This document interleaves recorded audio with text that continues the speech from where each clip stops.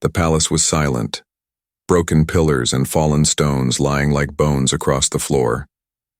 The alien queen stood alone in the hall, her hands gripping the cold throne. Her eyes glowed faintly, but her heart was dark. She had lost her daughters. Her little lights and the weight of that truth crushed her like heavy chains. Her voice echoed through the chamber, not as a command, but as a cry. Guards and servants bowed low, but none could meet her eyes. They knew she was more than a ruler tonight. She was a mother in pain. Her tears fell on the stone, each drop sparking like stars before fading into the cracks. She whispered their names again and again as if the air might carry her words to them. The night outside was restless. Storms shook the skies, and thunder rolled like drums of war. Yet inside the palace, the only storm was in her chest. She walked down the ruined corridors, fingers touching walls where her daughters once played, memories cut deeper than blades. Little laughter, soft voices, hands tugging at her gown, all now stolen. Her generals stood in silence at the door. They wore armor, they carried blades, but none had the courage to speak. The queen's grief was a blade sharper than theirs. Finally one knelt. "My queen, we search without rest. We follow trails, we question travelers, but the forest swallows all." His voice shook. The raiders left no sign. The queen's eyes burned like fire through the mist of her tears. "No sign?" she hissed. Her voice rose like a storm. "They took my blood, my children, and you tell me the stars give no path?" The hall trembled with her rage. She struck the pillar with her hand, cracks running through ancient stone. The generals lowered, their heads further, for none dared face her fury. Then her anger broke into despair. She sank to her knees before her throne. Her crown slid, clattering against the floor. She no longer cared for the crown. She no longer cared for power. All that mattered was two small figures, her daughters, lost in the vast cold world. Her hands covered her face and she wept. The sound was not like thunder, not like rain, it was the sound of a mother's heart breaking. Outside, the city was hushed. Citizens felt her pain. Their queen's sorrow touched their spirits. Markets were silent. Fires dimmed. The whole kingdom breathed in mourning. Mothers held their children tighter. Fathers prayed to the stars. Even the winds slowed, as if the universe itself bent low to share her grief. But deep inside the queen's chest, beneath the pain, a fire lit. A vow formed on her trembling lips. "I will not rest.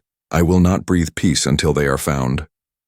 Her voice, cracked but strong, rose like a vow to the heavens. "I will bring them back, or I will tear the skies apart." Her generals, though afraid, lifted their heads. They felt her will like a storm filling the hall. Her pain became their command. "Search every world, cross every river, tear through every forest," she ordered. "Bring me my daughters, or bring me the names of those who dared take them." The hall lit with her fury. Shadows stretched long across the broken floor. The queen's tears still fell, but now they mixed with fire. Her heart was torn but not broken.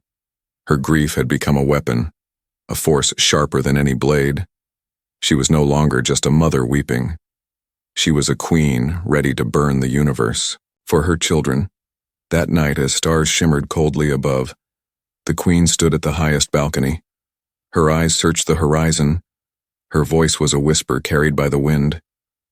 "Where are you, my little ones?" She closed her eyes and let the breeze wash over her. She felt nothing, only emptiness. The bond with her daughters was faint, fading, yet not gone. A thread still tied her heart to theirs, thin but unbroken.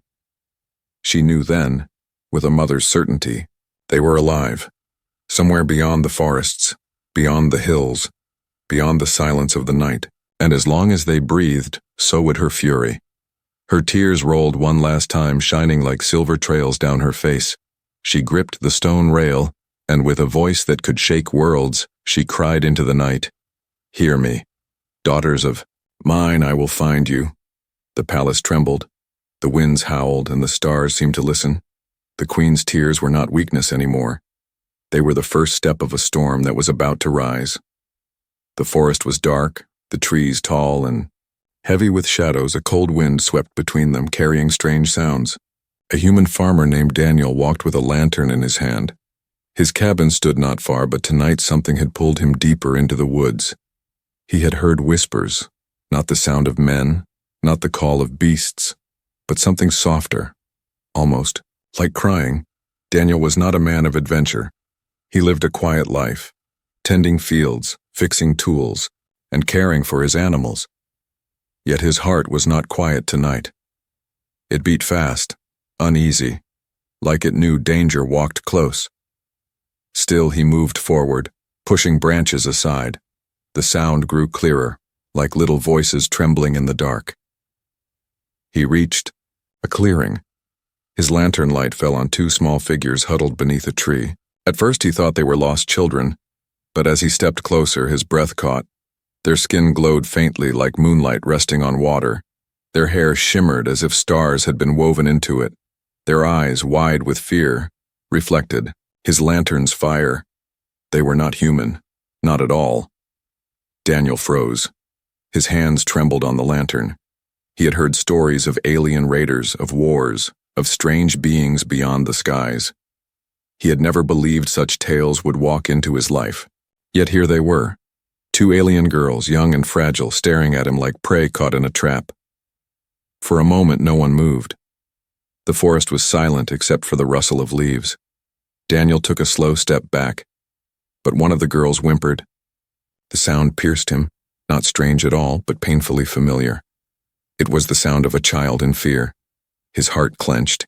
His mind screamed to leave, to return home, but his feet would not move. One of the girls stood, her legs shaking. She stepped forward with hands raised.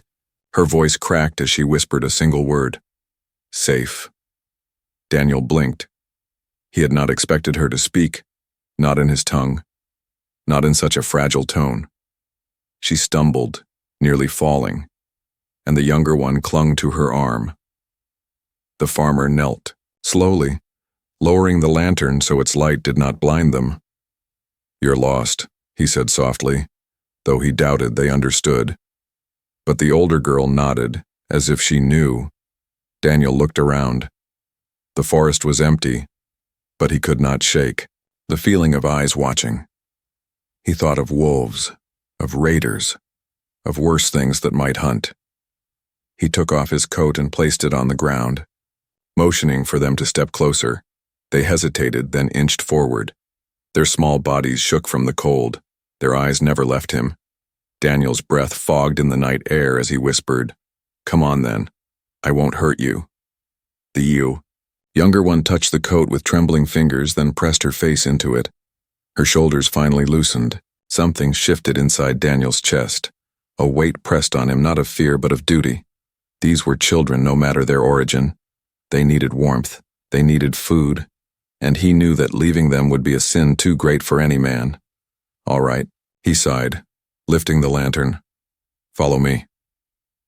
He turned toward his cabin, his steps slow so they could keep up.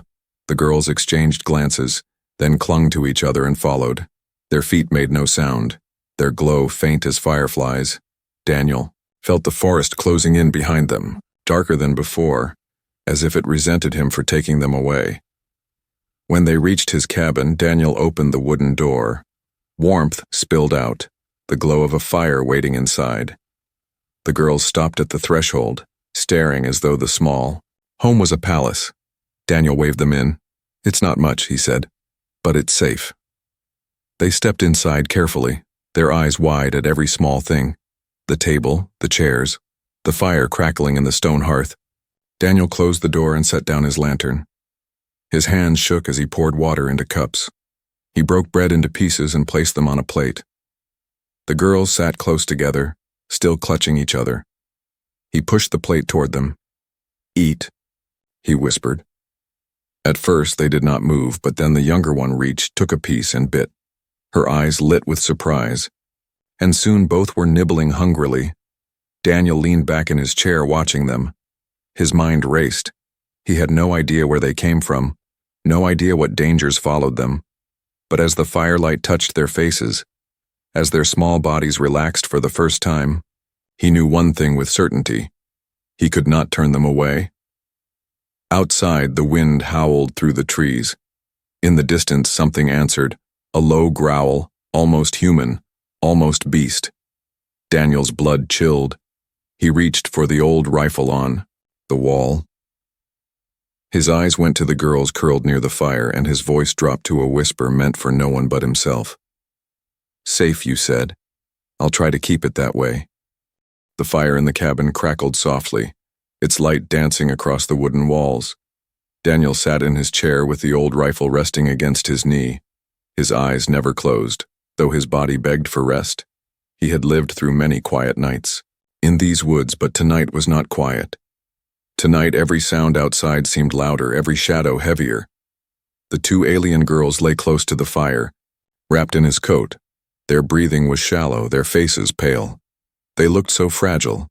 Yet when he studied their eyes earlier, he had seen something ancient, something far older than their small bodies should carry. They had not spoken again, only whispered that one word, safe, and then fallen silent still. They pressed against each other as though the world would shatter if they let go. Daniel's thoughts spun in circles. He tried to understand what he had done. He had taken strangers into his home, not just strangers but alien children. Their glow was faint, but real. He had touched their skin while helping them settle, and it had been warm like his own, but smoother, almost delicate like polished stone. They were real, and they were here, in his cabin, and that meant danger was close. Outside, the forest groaned. The wind carried strange calls, sometimes like animals, sometimes like voices. Daniel gripped his rifle tighter. He remembered the low growl from earlier, not wolf, not bear, but something different. He told himself, maybe it was only the storm playing tricks on his ears, but his gut said otherwise. Something had been hunting those girls, and if it had followed them this far, it might already be near. The fire popped, startling him. The younger girl stirred, her small face pressing into the folds of the coat. Daniel softened, his tired heart aching. She looked no older than his niece, who lived in the town beyond the hills. Her sister was only a little taller, thin arms wrapped protectively around her. The sight pierced Daniel deeper than he expected. He was a farmer, not a father, but in this moment he felt the weight of their lives in his hands. He whispered to himself, "What am I doing?" His voice was rough. His cabin was no fortress, no safe haven. If soldiers or raiders came, they would tear the place apart. If beasts came, his old rifle might not be enough. Yet when he thought of sending them back into the forest, his stomach twisted. No, he could not do that. They had chosen him, even if by accident, even if only for tonight they had whispered safe, and now he was bound to that word. Hours passed slowly. The girls finally drifted into true sleep, their breathing deep and steady. Daniel did not move. His back ached, his eyes burned, but his body stayed locked in place. Outside, the storm grew heavier, rain slapped against the roof, and thunder rolled across the hills. He felt the walls shake with every strike. Still, it was not the storm that kept him awake, but the silence that followed each boom, a silence too sharp, too alive. Then, faintly, he heard it again, a sound beyond the rain, a rustle too heavy for wind. His pulse quickened. He leaned toward the window, lifting the lantern. The glass reflected his own tired face, but beyond it, he caught a glimpse of movement between the trees. Something large. Something watching. Daniel lowered the lantern quickly. His breath caught in his chest. He turned to the fire and pulled it down low so the light would not spill too far outside. He moved quietly, careful not to wake the children. His fingers brushed the rifle, cold metal grounding him. He crouched by the window again, peering out. The forest was dark, but he could feel eyes on him. The older girl stirred suddenly. Her eyes opened. Glowing faintly in the firelight, she looked toward the window before he even moved.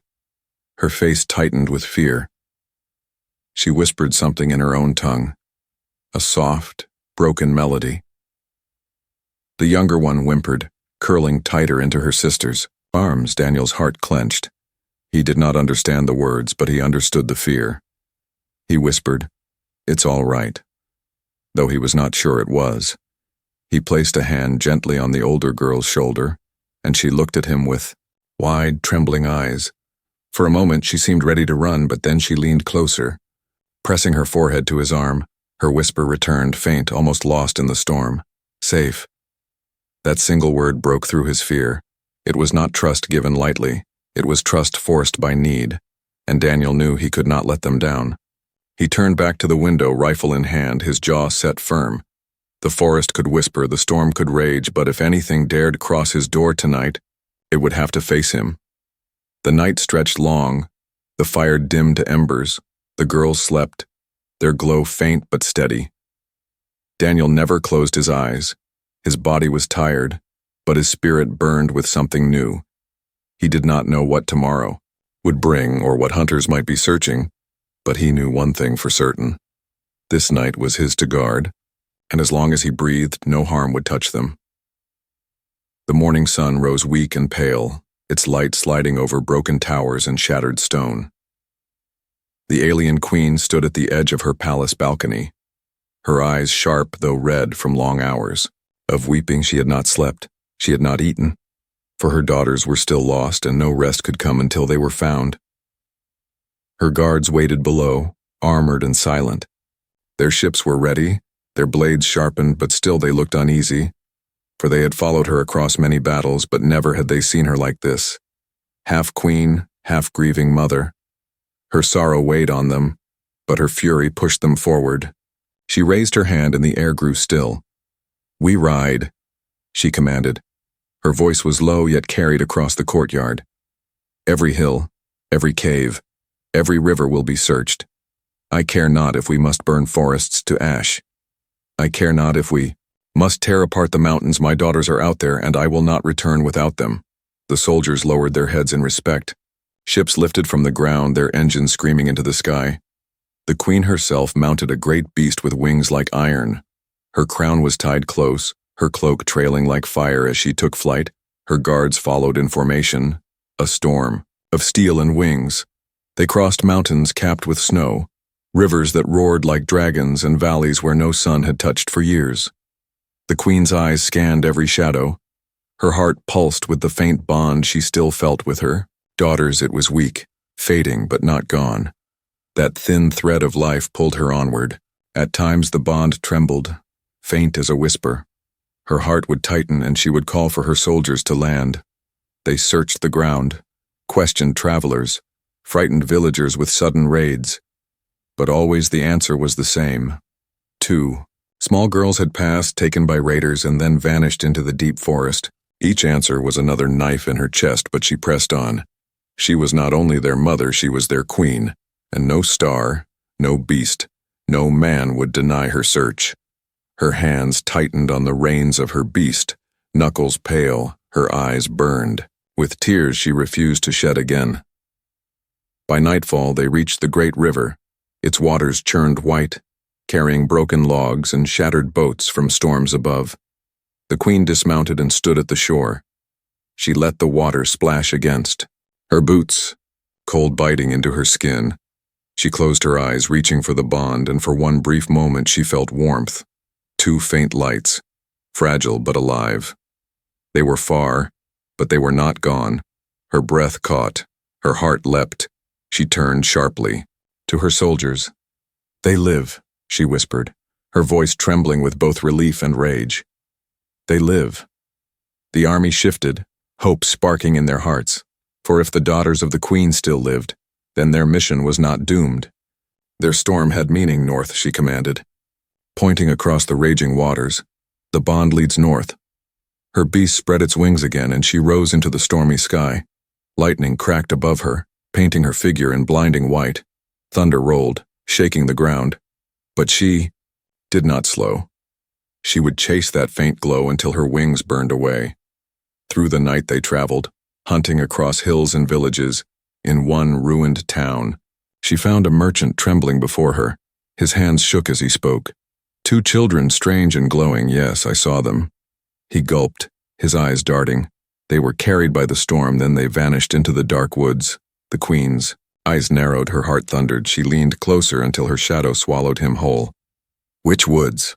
she hissed. The man raised his hand with trembling fingers, pointing toward the human border, toward the lands beyond the mountains where few of her kind dared to tread. Her guards exchanged wary glances. Humans were whispered of. Weak, yet unpredictable. Dangerous in ways different from beasts. The queen ignored their hesitation. "Prepare," she ordered. "If the humans stand between me and my daughters, then the humans will fall." But deep inside, beneath the fire, the bond pulled her differently. The thread did not hum with fear. It hummed with something gentler, a strange warmth she did not understand. It felt as though her daughters were not only alive, but resting, perhaps even safe. The thought shook her, twisting her heart with confusion. She rose again into the storm, her army following close. Her tears had dried, her fury sharpened into resolve. Somewhere in those forests, under human skies, her daughters waited, and no wall of flesh or stone would stop her.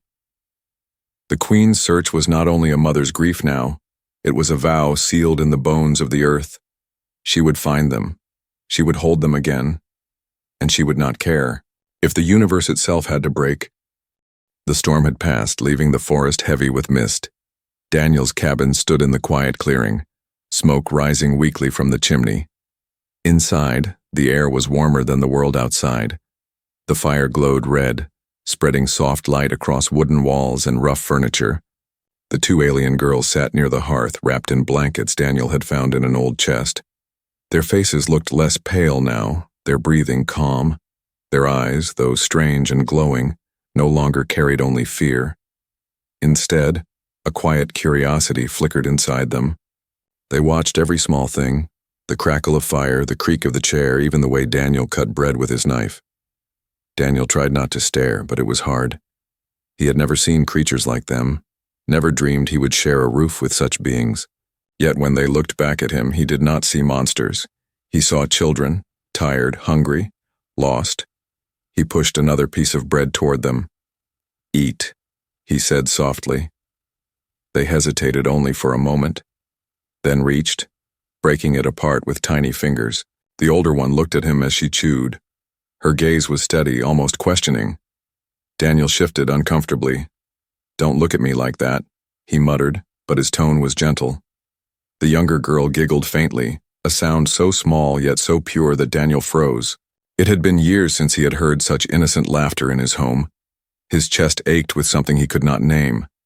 After a while, the girls grew restless. The older one pointed at the fire, then at Daniel's chest. Her small hands moved in shapes. Her face serious, Daniel frowned. "What, fire?" he asked. She shook her head and pressed her tiny palm against her own chest. The glow of her skin brightened slightly. Daniel leaned closer, not understanding. Then she moved closer to him, step by cautious step. She stopped just before his chair. Her eyes searched his face, her body trembling. Slowly, she lifted his hand and placed it over her chest. Daniel stiffened, his rough fingers against skin that felt warm and alive. Beneath it, he felt a heartbeat, quick and fragile. The younger one shuffled forward too, climbing into his lap without asking. She curled against his chest, her small body pressing close. Daniel froze again, every instinct screaming that this was beyond reason, beyond anything he should allow. Yet as he looked down at her face resting peacefully against him, his heart melted. His free arm wrapped around her without thought. For the first time in his life, Daniel realized he was holding something far more precious than gold or land. He was holding trust, pure and unguarded. The older sister leaned in as well, her head resting against his shoulder. Her small fingers gripped his sleeve tightly, as though afraid he might vanish. The room grew silent except for the crackling fire. Daniel sat unmoving, his rifle forgotten, his fears dimmed. The girls' glow pulsed faintly in rhythm with their breaths. Their warmth seeped into him, and for a moment, the weight of the night lifted. He felt needed, in a way he had not felt in years. His mind, however, was not quiet. He thought of what this meant. If someone had lost them, surely they would come searching. If raiders hunted them, they might return, and if their family still lived, what would happen if he was found sheltering them? Humans and aliens did not mix easily. Rumors of war, of fear, of blood filled every story told in taverns and markets. Yet in this small cabin, none of that seemed real. What he held in his arms were not threats, not enemies. They were children who had chosen him. The older girl shifted, her lips moving as she whispered. Her voice was weak but clear. Safe. The same word she had spoken before. Daniel's throat tightened. He nodded slowly. Safe, he repeated. Though he was not sure if he could keep that promise against the world outside. Still, her eyes closed with relief at hearing it, and she leaned closer. As they drifted into sleep, Daniel felt something stir deep inside him. A bond forming without words, not of blood but of choice. He did not know their names, did not know their past, but he knew one thing. They belonged here now, at least for this night. He would fight to keep them safe, even if he did not yet understand why. Far away, high above the mountains, the alien queen stirred in her saddle. Her eyes widened as her heart beat strangely. The bond she thought fading had suddenly flared. It was faint but alive, and she felt warmth she did not expect. Her daughters were alive, and their hearts pulsed with safety. Her lips trembled, tears welling again, but this time not from despair. She whispered into the night, though her soldiers did not hear. Hold them, whoever you are, keep them safe until I come. In the small wooden cabin, Daniel sat awake while the girls slept against him. His eyes burned with exhaustion, but his arms held steady. For the first time since they appeared in the forest, his fear had softened, replaced by something heavier but stronger. He had become their shield, and outside, in the deep dark of the forest, unseen eyes still watched the cabin, waiting. The dawn broke over the forest. Pale light spilling across the mist. Daniel had not slept. His body ached from sitting upright all night, yet he did not loosen his arms around the two girls curled against him. Their soft breathing was steady, their glow faint but calm. He had promised them safety, and though he felt unworthy of such trust, he held them still. Outside, the world was changing. Birds that usually sang at morning were quiet. The forest seemed to hold its breath, as though it knew something greater was approaching. Far beyond the trees, a sound rose, a roar of wings and thunder. The sky trembled as shadows fell across the land. The queen and her army had arrived. The alien queen dismounted her beast at the edge of the clearing. Her soldiers surrounded the small cabin, blades drawn, weapons humming with energy. They expected battle, for they had tracked the faint bond of their queen's daughters here. The queen herself strode forward, her cloak sweeping the ground. Her eyes blazed with fire and tears. Every step carried the weight of a mother ready to kill or die. Inside, Daniel felt it before he saw it. The air grew heavy. The walls of the cabin shook. The girls stirred in their sleep, pressing tighter against him. He rose carefully, rifle in hand, though he knew it would mean nothing against the storm outside. His heart pounded. He thought of running, but there was nowhere to go. The door burst open. Soldiers poured in, their armor glowing with alien light. Daniel raised his rifle instinctively, his jaw set, but before he could act, the queen entered. Her presence filled the room like a force of nature. Her crown caught the dim light, her eyes locked instantly on the two children in Daniel's arms. Her body froze. For a moment, the fire of her rage died, replaced by shock.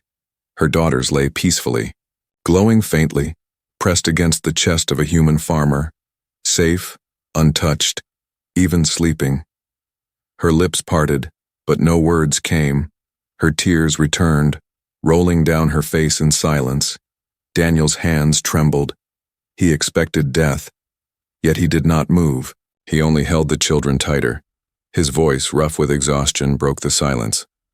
They needed warmth, he whispered. They needed food. I gave it. His rifle lowered, his arms tightened protectively around the girls. If you're here for them, then take them, but don't harm them. They're just children. The queen's soldiers raised their weapons, ready to strike. But the queen lifted her hand sharply, stopping them. Her gaze never left her daughters. Slowly, she stepped forward. Her cloak brushed the wooden floor, She knelt, lowering herself until her eyes were level with the children. Her trembling hands reached out, yet she hesitated. The older girl stirred. Her eyes opened, glowing softly. For a moment she looked confused. Then her gaze found the queen. Her lips trembled. "Mother," she whispered. The younger one awoke too, eyes wide, and both rushed into her arms. The queen cried out, a sound that shook even her hardened soldiers. She wrapped them close.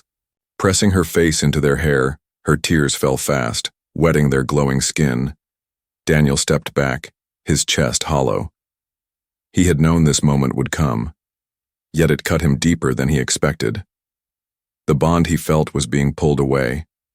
He had been their shield for one night, and now they returned to the arms that had truly borne them. His hands dropped to his sides, his rifle forgotten. But then the girls did something no one expected. Even as they clung to their mother, they looked back. Their eyes searched for Daniel. They reached small hands toward him, whispering, "Safe." The word struck the queen like lightning. Her daughters had called a human safe. They had found peace not in palaces, not in armies, but in the arms of a farmer. The queen's soldiers shifted uneasily, waiting for her command. Some glared at Daniel, ready to kill. Others looked away, ashamed of their weapons. The queen herself trembled, torn between fury, pride, and confusion. She looked at the man standing before her, dirty, tired, yet unbroken. His eyes met hers not with challenge but with quiet strength. In that moment, two worlds collided. The queen saw not an enemy, not a thief, but a man who had given what her armies could not, safety to her daughters. Her lips parted, her voice raw. "Why?" she whispered. "Why would you risk your life? For them?" Daniel swallowed. His answer was simple, spoken from the heart. "Because they needed me." His eyes flickered toward the girls, now clinging to both of them. Because no child should be alone in the dark. The queen's tears fell again. Her heart ached. Her rage, sharp as a blade, dulled into something she had not felt in years. Humility. She lowered her crown, whispering not to her soldiers but to him. "You kept them safe." The cabin, once filled with fear, now held something heavier but softer. A fragile connection between mother and stranger, between alien and human, between worlds that had always stayed apart, but for one night had touched, and outside the forest listened, silent and still, as if even the universe paused for the meeting of worlds. The cabin was heavy with silence.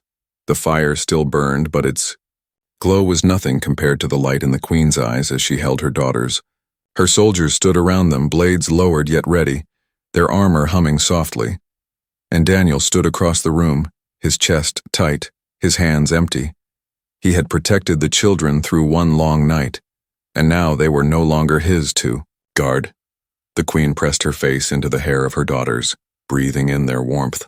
Her tears fell freely, but they were no longer only tears of pain. They were mixed with relief. Her voice trembled as she whispered in her own tongue, words of love and comfort. Her children clung tighter, their glow brightening faintly in her arms, but then their small voices rose again. "Safe," they whispered together, their eyes turning toward Daniel, their hands stretched out, not letting him slip away so easily. The queen froze. Her soldiers shifted uneasily. The meaning of that one word was clear. The human had given them something even she, their mother, had not been able to give during their capture: safety. The queen looked up at Daniel, her gaze sharp yet wet with tears. "You," she whispered, her voice carrying both disbelief and wonder. "You sheltered them, when even my armies could not. Why?" Daniel stood still, exhausted but firm. His voice was low but steady. "Because they were children, lost, afraid, alone. No one with a heart could walk away from that." He took a slow step forward, his eyes steady on the queen's. "I didn't do it because of who they are. I did it because no child should go cold and hungry when I can help," the queen's soldiers muttered. Some wanted to silence him. Others stared at the ground, torn between pride in their queen and shame at their own helplessness. The queen, however, did not silence him. She listened, her daughters still reaching for Daniel as if their bond with him had become as real as blood. Daniel's heart clenched. He wanted to step forward to hold them again, but he knew they belonged to their mother. He lowered his rifle to the floor and spread his hands. "They're yours," he said softly. "Take them home. They're safe now, and they'll stay. Safe with you." His words caught in his throat, but he forced them out. The older girl whimpered. Her eyes glowed brighter as she shook her head. "Safe," she said again, as if pleading with him not to leave them. The younger one clutched at her mother's cloak, pointing toward Daniel with a trembling hand. The queen's heart cracked for the first time. She saw her children not only as her daughters, but as beings who had chosen someone outside their own blood, outside their own world. She stood, her daughters in her arms, her eyes locked with Daniel's. She whispered, "You are not weak, human. You are not small. You have done what kings and armies could not. You gave them peace."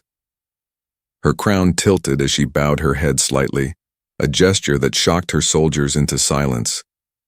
Daniel felt his throat tighten. He had not asked for honor, not for thanks. He only wanted them safe still. The sight of the mighty queen lowering her head in front of him burned deep into his soul. He nodded faintly. They deserved it. The queen turned to leave, but her daughters cried out. They clung to her tighter, yet still reached for Daniel. The bond between the three was undeniable.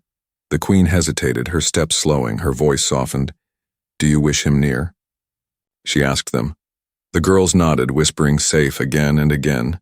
Their glow pulsed warmly against her. The queen turned back to Daniel. Her voice was steady now, though softer than before.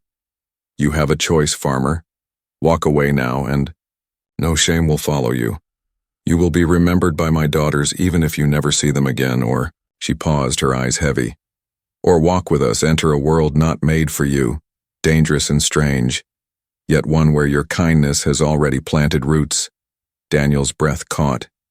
He looked at his cabin, his fields beyond the trees, his simple life. Then he looked at the girls, their small hands still reaching. He thought of the word they had spoken over and over. Safe. He closed his eyes for a moment, then opened them with quiet resolve. "I'll walk with you," he said. His voice was tired but certain. "If they want me near, then I'll be near. If they call me safe, then I won't turn my back on that." The queen studied him, her lips trembling as more tears fell. She nodded slowly. "Then so be it." Her soldiers bowed their heads, shocked but obedient. The forest seemed to exhale, as if the universe itself accepted his choice. Daniel stepped forward. The girls reached out and grabbed his hands, their glow spread across his fingers, warm and steady. The queen held them close, but her eyes softened as she whispered, "Then tonight, humanity and my blood are bound, not by fear, not by war, but by a promise." And so, in a small wooden cabin at the edge of a forest, a human farmer and an alien queen's daughters became linked forever, a fragile thread between two worlds, woven not by power, but by compassion.